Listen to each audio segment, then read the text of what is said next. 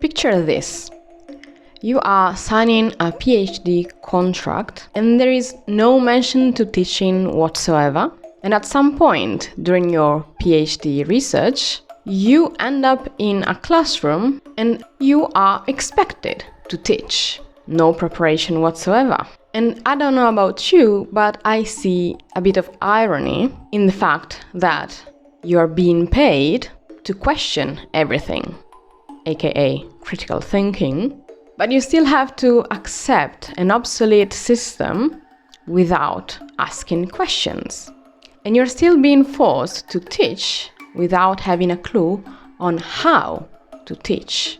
Or even worse, during my first teaching experience, I was asked to design a brand new course. So the question was also what to teach, not only how.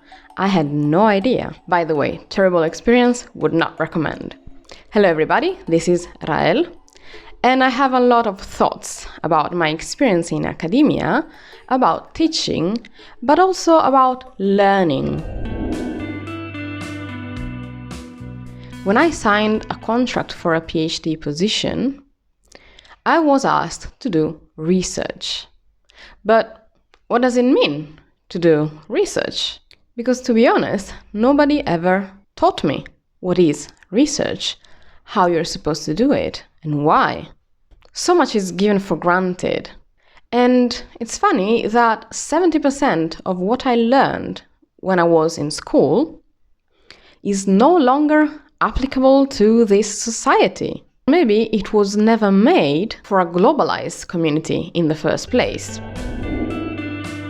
PhD students come from different backgrounds, normally.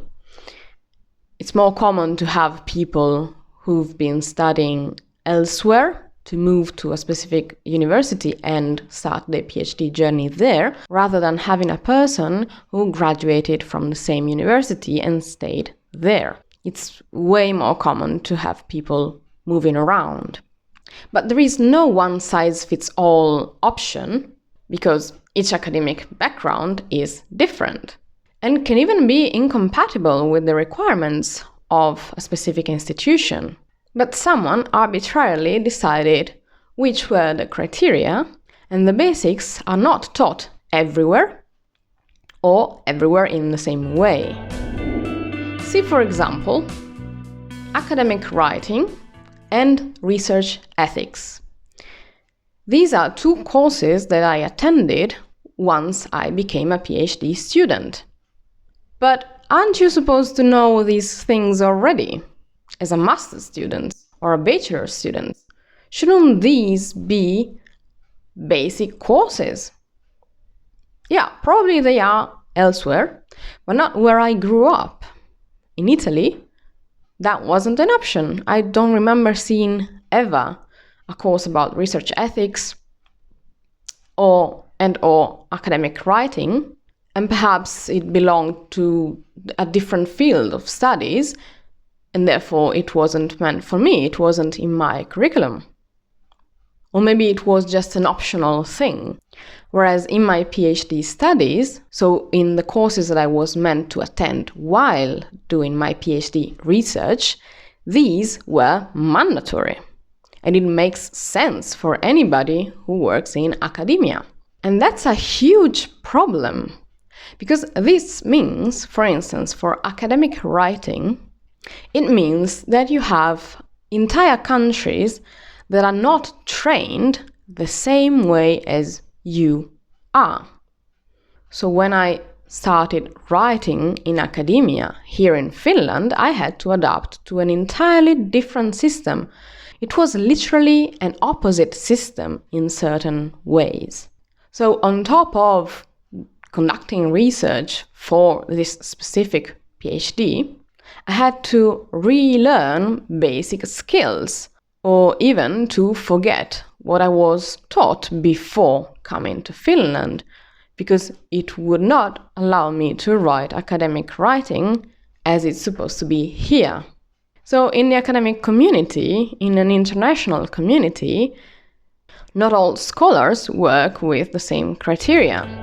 But let's step back for a moment. I told you that I have problems not only with research, but also with learning.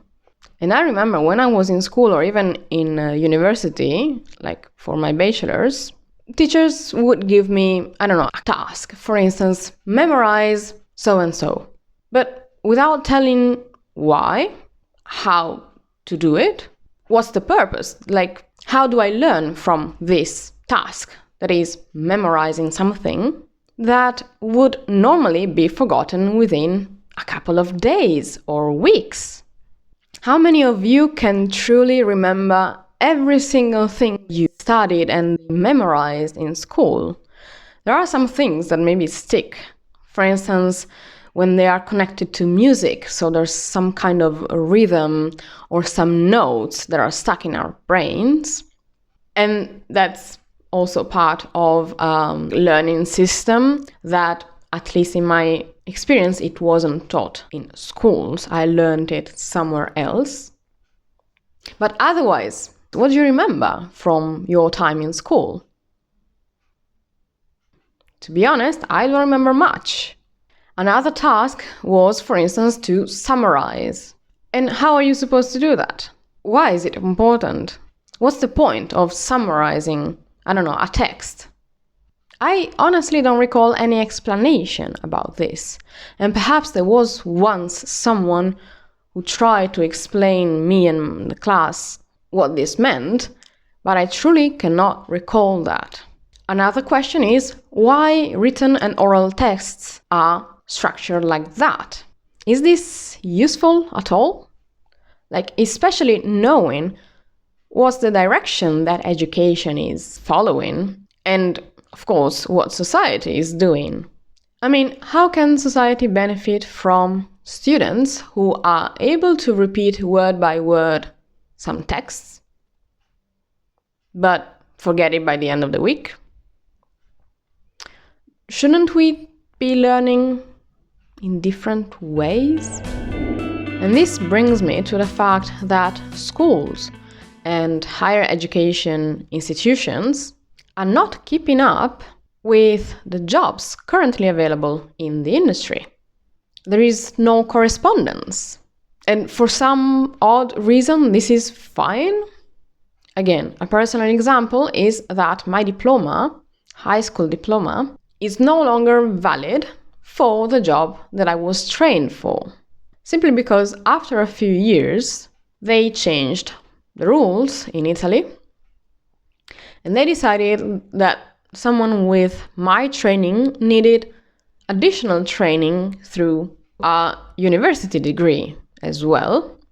And my degree, so my diploma, was useless at that point, despite having tons of experience already, because my school was the only one in my city at that time in which there was a substantial amount of practical training. So we would work in institutions. We would spend a few weeks every year from the 2nd to the 5th year working in the field, which is something that I find useful, or it would be useful if only we could still work with that diploma. Not to mention technology that evolved so fast by the time I finished high school that computer science should have been mandatory in the curriculum of anybody, not only people specializing, in sciences or something. I believe it should be a mandatory subject anywhere, not only to find better positions, but also because in this day and age, we need basic knowledge in computer science just to survive and not to be scammed. I do believe we should all have learned to code in high school, but it was too late because I finished high school in 2009. Going back to the first example about teachers, I'm not blaming teachers at all, but I find absurd that there is this immense gap between the requirements for teachers in schools, so those who are applying for, primary, middle, and high school, versus university. It's just ridiculous. I mean, I have friends who had to get multiple different degrees in university. I don't know, something like education, psychology, and then maybe even a specific field, so the subject they would teach. They are incredibly highly specialized. And on top of that, they also have to get certain certificates in order to take part in a public contest in the hope of getting a position.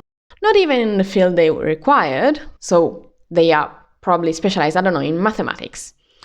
And they first have to go through other jobs, teaching jobs, until at some point they might end up getting the position they studied for. And all of this is to work in primary, middle, or high school in Italy. I'm telling you about a system that I know. Probably other countries have entirely different systems. I don't know. You will tell me in the comments. Meanwhile, a PhD with zero teaching experience is literally forced to teach on the basis of he should know all possible topics in his specialty by now, right? Wrong. I mean, the whole point of a PhD is to get deeper into a niche and hyper-specialize, with no time to keep up with other research in their field, in a broader field. For instance, if you are a linguist, you don't specialize in all possible fields under the linguistics umbrella. You hyper-specialize in one tiny niche. And I don't know if you heard about this, but PhDs are difficult and demanding. So you literally don't have the time to study other things. And in some cases, not all PhDs, okay? In my case, it was required based on my type of contract. In other cases, for instance, here in Helsinki, if you got a certain type of grant, you were not allowed to teach. So the options are two. You're either not allowed or you are forced to. There is no in between. Other countries will most likely have different systems, again. And one little thing that I did to prepare for teaching was simply to attend a very basic course on pedagogy. That, to me, was debatable how useful it would be in the end, because there was no preparation in what to actually do during a course or how to organize a course. That was a separate course that I would have to attend after that one. So you were not free to attend any pedagogy course. There was a certain level you had to reach before doing that, and so and so.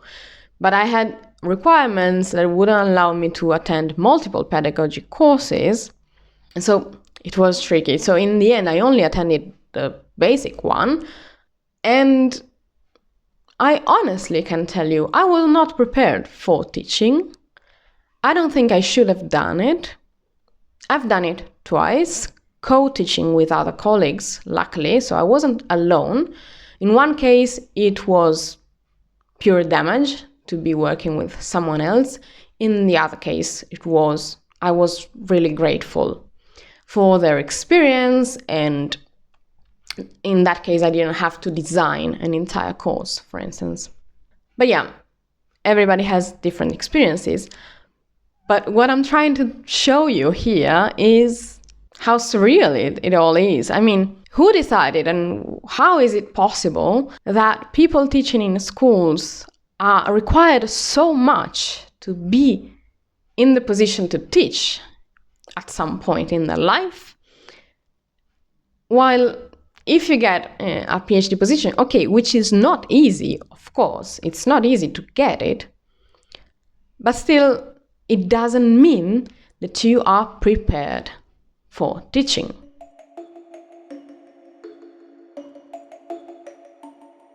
And this brings me again to the rest of the discussion. That is, I was not trained for a bunch of things, and other people probably assumed that I would be prepared for certain roles or tasks. And the same goes for learning. How many times others have assumed that you knew how to study? Or that you were trained for research? What is research? What does it mean? Now I know the answer to some of these questions, but it was just out of experience, like nobody taught me certain things. They just expected me to know them already.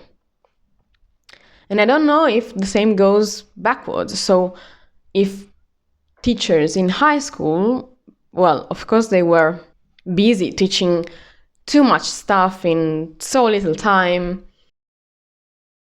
and they had that type of pressure that it's out of control, that possibly they never even thought about, okay, but do you know how to study? Because probably they assumed you would have learned that, I don't know, in middle school or in primary school. I don't know, perhaps now things are different, but I seriously doubt it.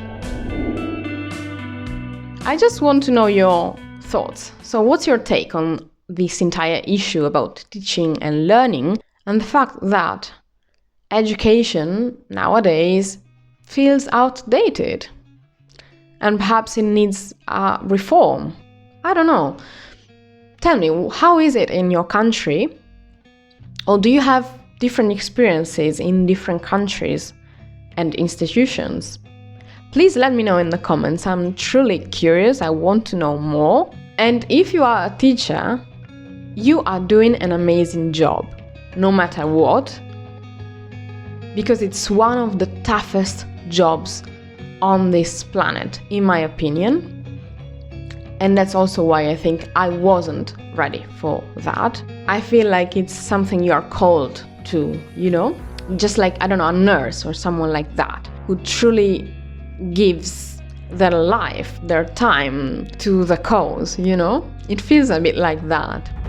So, thank you so much for watching. If you liked this one, please like, share, subscribe, and I will see you in the next one.